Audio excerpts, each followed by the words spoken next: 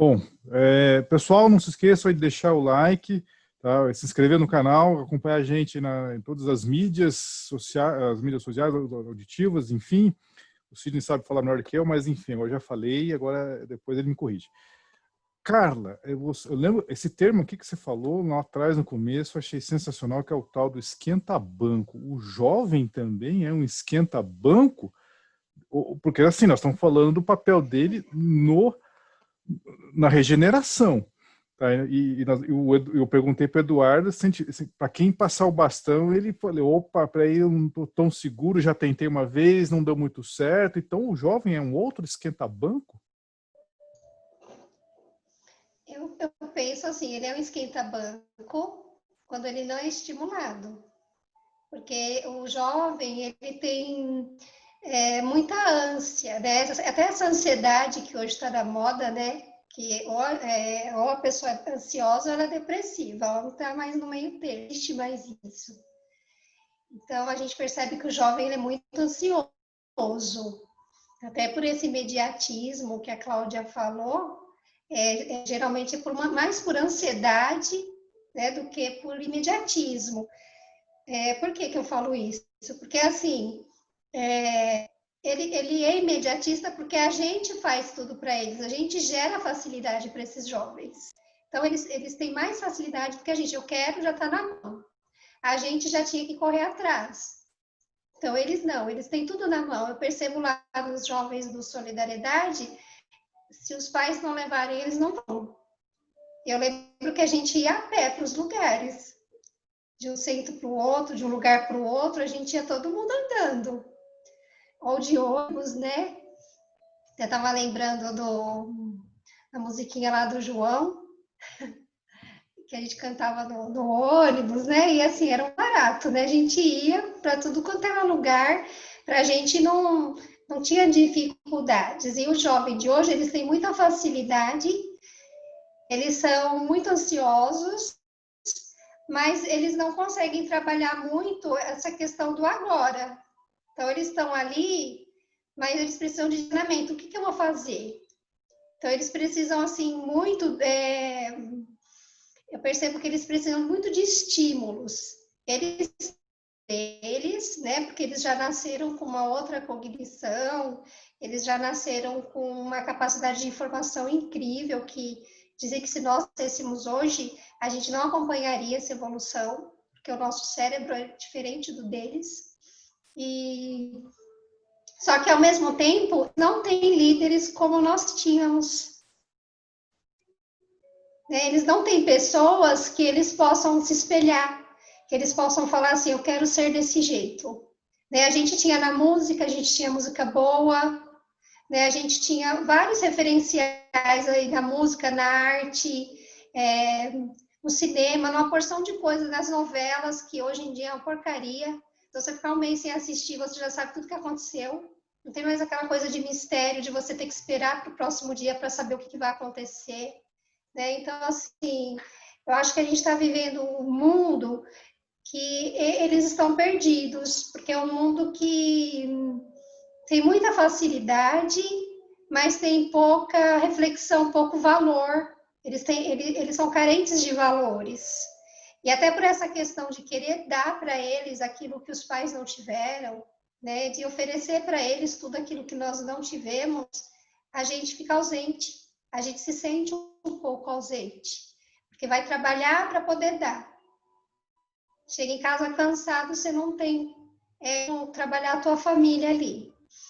Eu já fui diferente, eu preferi ficar com as minhas filhas durante 2, 3 anos. Eu trabalho muito na parte material, elas não têm luxo, os desejos delas, nenhuma delas é voltado para o lado material. Não tem sonhos assim, eu quero ter isso, eu quero ter aquilo. Elas falam, eu quero ser isso, eu quero ser aquilo. E achei até engraçado que a professora da Ceci perguntou para ela tem 7 anos, e falou assim, eles estavam falando dos contos, né? E aí falou assim, se o Aladim te desse uma lâmpada mágica hoje, qual desejo você pediria para ele, né? Se você tivesse a lâmpada do Aladim. a Cecília falou assim, que eu não tenho nenhum desejo. Falei, mas pensa, filha, alguma coisa que você gostaria que acontecesse? Aí ela falou assim, que o coronavírus morresse. Aí, se for perguntar para ela por quê, ela vai falar por causa do distanciamento, né? Por causa de um monte de coisas dela não poder fazer, mas nada virado para as coisas materiais, sabe? Eu achei isso tão bonitinho. E o Eduardo conhece a Malu, é uma menina muito... Ela tem uma autoridade moral incrível. Ela é bem diferente. A gente se envergonha perto dela, né? Mesmo a gente tendo, assim, tentando dar a parte moral mais elevada, ela dá um banho na gente. Ela é muito questionadora, ela não gosta nada errado, ela tem um senso de justiça enorme, e ela não gosta de facilidades. Ela quer fazer. Então, às vezes, mas eu também ensinei ela a fazer, que você vai atrás do que você quer fazer. Também não deixo tudo muito fácil, não. Mas eu percebo isso, os nossos jovens, eles precisam, assim, serem estimulados, sabe? Diferente da gente, porque a gente... Eu não sei explicar, gente. Assim, a gente estava falando da mocidade... Nós éramos uma mocidade diferente, a gente não tinha coordenador, a gente não precisava de direcionamento, assim, sabe? Porque eu acho que nós já estávamos um pouco mais avançado para a nossa época. Mas hoje eu percebo que eles têm todo esse avanço, mas eles precisam que alguém dê um gatilho para que eles não fiquem esquentando o banco. Né? E com relação ao Centro Espírita, lá Casa de Solidariedade, eles não são ativos. Não são. Eles são ativos fora da casa. Né? Então, eu percebo assim, fora da casa eles fazem, eles têm vontade de fazer as coisas, eles vão atrás, eles fazem, querem trabalhar, estudam direitinho, fazem as coisas certas, mas lá dentro eles não querem fazer nada. Eles não têm iniciativa. Eu quero dar um passe, eu quero trabalhar na distribuição de mantimentos, igual a gente fazia, eu quero fazer uma palestra. Eles não têm essa vontade. A gente tem que ficar pedindo para eles, e mesmo assim, eles faltam. Quando chega na hora de fazer uma atividade, não vou, as preferências são outras, né? Não só deles, né? A gente percebe isso na casa como um todo. Quando é a hora de trabalhar, a Casa de Solidariedade é uma casa grande, tem muitos frequentadores, mas poucos trabalhadores. São sempre os mesmos, em diversas tarefas. Você vai lá, igual vocês forem lá, vocês vão me ver em várias tarefas. Porque falta trabalhador, apesar de ter tantas pessoas. E com relação à mocidade, eles não têm vontade nenhuma. Não tem mesmo. E por quê? Eu não sei, né? Porque eu também não estou na coordenação da mocidade. Eu só queria complementar essa questão que a Carlinha está falando, né? Justamente dessa questão ético-moral deles, que precisa ser estimulada, sim. E muitas vezes eles não têm a exata noção, aquilo está lá. Mas eles não foram estimulados exatamente por tudo isso que a gente está falando, né? A questão da criação. E outra, gente, não é culpa deles, porque assim, nós somos de uma geração que, se eu quisesse alguma coisa, eu tive que correr atrás. Se eu quis estudar, eu tive que trabalhar. Se eu quis estudar, eu tive que pagar. Eu pegava ônibus, porque meu pai não tinha como me levar para todo lado. E nós, a geração deles é outra. É uma geração que veio num mundo de violência muito, muito maior que o nosso. Então, assim, a gente teve que ter esses cuidados, sim, com os filhos. E isso eu estou falando quem tem condição, né, gente? Porque é claro que tem criança aí que se vira já nos 30 desde muito cedo. Mas, assim, eu vejo as crianças que eu convivo, pouquíssimas. Eu não tenho segurança de deixar minhas filhas de 11 anos irem até a esquina sozinha. Não tenho, né? Então, a gente tem todo esse cuidado, a gente tem todo esse olhar para eles, porque o mundo deles é diferente do nosso também. Então, a gente acaba prejudicando nesse sentido da autonomia. Mas existem muitos projetos, e hoje dentro da educação também, né, a gente tem alguns projetos de competências socioemocionais que falam dessa questão da autonomia, né? Eu trabalho em um projeto muito bacana que se chama o Líder em Mim, e aí a gente estava falando justamente que a Carlinha está falando, né, dos desejos, né? E eu fiz uma pergunta muito parecida com essa para os meus alunos, e 100% deles queriam acabar com a pandemia. Então, assim, não era uma coisa assim que não era nenhum desejo deles, era um desejo maior. Edu, você quer emendar alguma coisa? Você emendar A frequência da mocidade tem que, de alguma forma, acabar disputando a agenda dos pais. Se o pai, de alguma forma, for um pai muito ativo em outras atividades, né, tem, sei lá, outras reuniões, outros compromissos sociais, etc. e tal, ou futebol, ou qualquer outra coisa, se não tiver, às vezes, que levar o filho ou a filha para a mocidade, às vezes acaba, sabe, comprometendo, né? Então, na nossa época, que nem vocês comentaram, né? Que nem acho que foi a Cláudia que comentou, não, a Carla, né? Que a gente pegava ônibus, a gente se virava sozinho. Então, a frequência era maior da galera, porque você não tinha, assim, a vida dos meus pais era independente da minha. E mesmo eu, e mesmo outros amigos meus que tinham pais até mais jovens, mas mesmo assim, eles tinham que se virar sozinho indo para lá. Então, não era tão concorrido, né?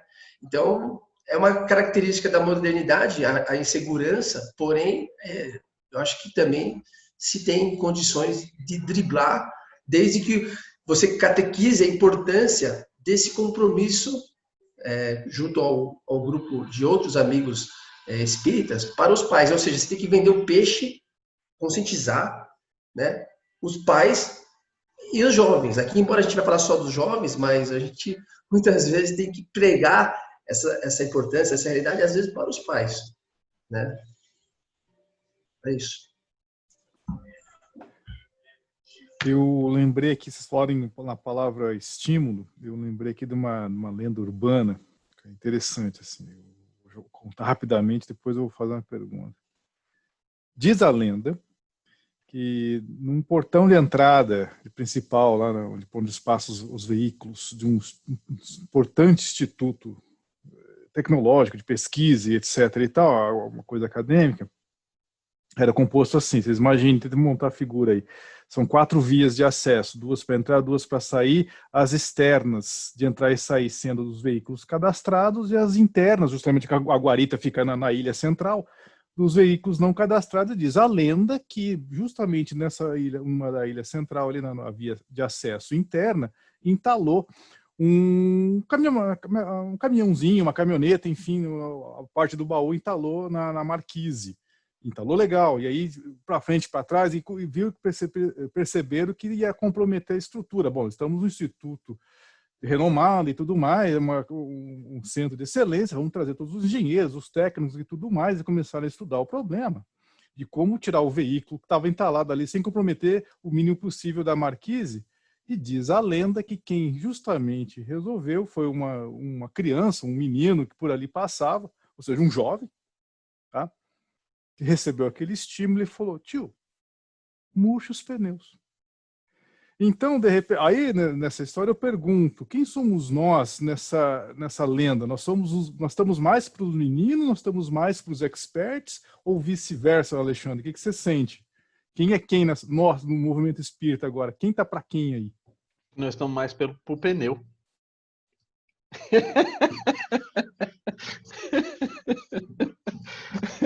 Eu vou fazer um paralelo aí na analogia, porque às vezes a gente está tão cheio de preconceitos, tão cheio de coisas que acreditamos as nossas mesmas verdades, resgatando aí alguns temas atrás, a nossa verdade, que muitas vezes a gente precisa murchar para encher de novo com coisas mais legais, né? Nesse caso aí, obviamente, para tirar o carro do sufoco. Mas, assim, não adianta a gente pensar que cada um vai existir dentro de um papel, né? Não dá para generalizar, não dá para a gente falar que o jovem é a criança e o adulto são os experts, ou vice-versa, porque, assim, quando a gente começa a generalizar, a gente perde muita... como eu posso dizer, a gente perde muito detalhamento, né? A gente perde muito... Tá me Generalizar escapando ou essa... rotular? Ou rotular, acho que a palavra rotular. Rotular acho que talvez seja uma palavra melhor. Quando a gente começa a rotular, a gente perde muito efeito, né? A gente começa a olhar as pessoas com uma forma diferente, né? Já esperando que aquelas pessoas elas apresentem algumas ações, algumas atitudes que são de acordo com aquele rótulo, né? Então, quando nós fazemos um paralelo isso para dentro do centro espírita, para dentro do movimento, não adianta a gente esperar que o jovem vai salvar a lavoura. Não vai. E não adianta a gente esperar que o adulto vai salvar a lavoura. Não vai. Mas juntos, eu acho que dá para fazer alguma coisa, né? Eu até comentei aí no chat, não adianta a gente ter jovens que têm um senso de justiça, uma moral mais elevada, um intelecto mais avançado, se eles não tiverem um ponto de apoio, se eles não tiverem um direcionamento. Eu acho que o papel de quem já está aqui, conhecendo o mundo como a gente conhece, e o mundo ele mudou bastante, né? Desde que a gente começou a discutir aqui, várias vezes a gente fala, no nosso tempo era assim, agora é assado, nosso tempo era assim, agora é assado. Não faz tanto tempo, né? Fazem 20 anos, 25 anos. E as coisas já são completamente diferentes. Então, não adianta a gente ficar pensando que um vai salvar, o outro vai salvar, e os jovens estão vindo preparados para conduzir a regeneração, a gente só cruza o braço e fica esperando eles fazer as coisas, porque não é assim que as coisas vão funcionar, né? Então, nós temos que assumir o nosso papel, nós já estamos aqui, e estando aqui, a gente conhece esse histórico, né, de como era e como está, e é com base nesse histórico que a gente tem que fazer a orientação, que a gente tem que entregar para eles qual é o caminho a ser perseguido. E aí eles vão perseguir. Eu acho que o estímulo é esse, né? A gente falar, olha, essa é a direção está aqui, ó. Vamos para essa direção. Aí sim, porque não adianta chegar cheio de gás, né? É igual um balão, né? Esse balão está cheio de gás, você enche ele vai voar lindão, só que vai chegar um determinado momento que o gás vai perder o efeito e ele vai começar a descer, e aí ele vai cair no chão e vai murchar e acabou, né? Então, o que é o ideal? A gente define a direção, não só nós, né? Não só os adultos definem a direção, acho que isso deve ser colegiado, mas a gente está aqui, a gente sabe qual é a direção, vamos ajudar, é nessa direção, como que nós vamos fazer, o caminho nós vamos construir junto. Eu tenho uma visão do caminho, que você está trazendo uma visão que é um pouquinho diferente, então vamos fazer uma mescla, pega um pouquinho aqui, um pouquinho ali, aqui a gente pavimenta, ali a gente pula aquela rocha, vamos fazer um bem bolado aí para a gente caminhar junto. Sozinho não dá, nem quem está aqui, nem quem está chegando, não tem como. O Alexandre foi uma frase, um seu raciocínio, Alexandre, que me fez lembrar, não sei se é isso que você quis dizer. A gente lá na física até brinca, né? A ideia é não confundir movimento com ação. Que é assim, se movimentar todo mundo consegue. Você sair se movimentando para lá e para cá, agora você ter um movimento ordenado, que é a ação coordenada, é uma outra história. E nesse ponto, sim, eu vejo que já falou, acho que foi o Fábio que falou uma vez, que nós precisamos de referências, precisamos de... E foi falado aqui, não sei quem falou hoje aqui, a palavra referências, e eu escutei isso de novo. Mas, gente, eu juro por Deus, eu vejo aqui um nó, né? Para quem gosta de futebol, né, Eduardo? Você está com a camisa aí, né? Firme e forte aí com a camisa do seu time? Enfim, pois é. Eu vejo aqui um nó tático, por assim dizer, que nós estamos vivendo no momento. Que é justamente essa questão do movimento com a ação. O jovem vem com aquele gás todo, como o Alexandre veio. Mas assim, a gente não pode ter só o movimento, tem que ter a ação. Mas ao mesmo tempo eles querem as coisas prontas. Ô tio, qual o botão que eu aperto? Quase isso, qual o botão que eu aperto? Assim, não, calma, tem toda uma história por trás daquele botão, de como projetar aquele botão, o que é aquele botão. Não, eu quero saber qual o botão que eu aperto. E esse é o nó. Como esperar tocar todo o espiritismo, todo o movimento adiante, se não é um simples apertar de botão, que como alguém já disse lá atrás, dá trabalho, né, seu Sidney? Lá no primeiro episódio você falou, tudo dá trabalho, estudar dá trabalho, ser bacana dá trabalho, ser uma pessoa boa dá trabalho. Coordenar, né, ser presidente de uma Comelesp dá trabalho também, não dá, Sidney? E como? Eu lembro que nessa Comelesp que a gente fez aí, eu voltei para casa para tomar banho e eu dormi 40 minutos, porque, assim, ó, tipo o ursinho da Duracell, sabe? Cheguei em casa assim, puf.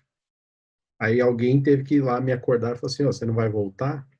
Eu falei, puta merda, cara. Tipo, eu não lembrava, assim, onde eu tava, sabe? Tava perdido de sono mesmo nesse dia. Eu Você jogou a bola para mim e eu vou reforçar o que eu disse lá atrás. Dá trabalho mesmo, entendeu? E o pai opta por aquilo que não dá trabalho, né? Porque é mais confortável. Enquanto vocês estavam falando, eu estava aqui pensando. Se o filho demonstra nos primeiros passos, nas primeiras falas, uma habilidade, por exemplo, para jogar futebol, como a gente falou aqui, né, como a gente citou aqui, o pai leva o filho 400 quilômetros longe para jogar uma partida de futebol.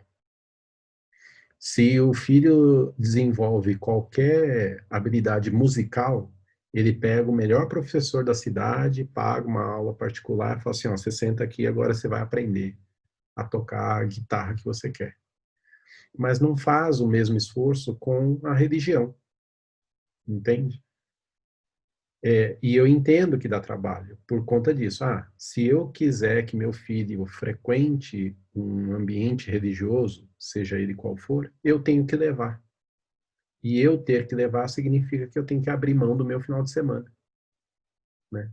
Então, o cara opta pelo quê? Eu vou perder o sábado num churrasco com a minha família ou eu vou levar meu filho para um aprendizado religioso? Não tem opção, né? A gente já perdeu na descrição, nem na ação não perdeu na descrição. Então é muito difícil mesmo. Carimba, pode carimbar. Então eu concordo, a linguagem precisa mudar, a atitude precisa mudar e dá trabalho você dar orientação ao seu filho àquele núcleo, seja ele da mocidade, seja ele do ambiente escolar, dá trabalho, cara. Entende? Eu vejo assim, se eu fosse pai, e eu não estou condenando quem não faça, porque eu não sou pai, porque tenho completa consciência da minha falta de competência. Entende? Então, se eu fosse pai, hipoteticamente, eu diria, o trabalho que eu tenho que fazer aqui é de lapidar essa pessoa. É de dar a melhor orientação possível para ela. Seja no esforço que eu tiver que fazer, né? Então, também dá trabalho. E não acho que seja um nó tático, não. Eu acho que é atitude mesmo, entendeu? Porque é isso. O cenário posto, não há dúvida. Só há certeza. Qual é a certeza? Temos que trabalhar. Entende? Então, assim, teoricamente, pode ser uma dúvida enorme. Fala assim, puxa, o que a gente faz agora? Se a gente está recebendo jovens com mais senso moral, com mais poder de decisão, com mais habilidade, como que a gente dá o direcionamento correto? Uma coisa que eu acho que falta ao jovem, talvez eu vou abrir um pouco o leque demais, é a habilidade social. Como está todo mundo no seu núcleozinho familiar, na sua bolha do condomínio, na sua bolha do sítio do primo, primo nem existe mais, né? Porque os pais não têm filhos o suficiente para ter primo. O que acontece? A criança nasce, vai para um ambiente escolar e ela não tem habilidade para interagir com os colegas, entendeu? Chamar o colega para, por exemplo, posso chamar um amiguinho para vir brincar aqui comigo? vira um problema, porque 4 pais precisam se deslocar de carro, um para ir, um para buscar, aí vai, que hora que vem, que hora que vai, entendeu? Vira um problema maior do que, eu só quero ir brincar, cara. E aí, fala assim, putz, né, como que eu faço? Entendeu? Então, tem muito trabalho pela frente, é urgente. E a resposta imediata que a gente deveria dar, que o jovem pede, que a gente pelo que a gente está dizendo aqui, o jovem pede, a resposta imediata é: bora trabalhar.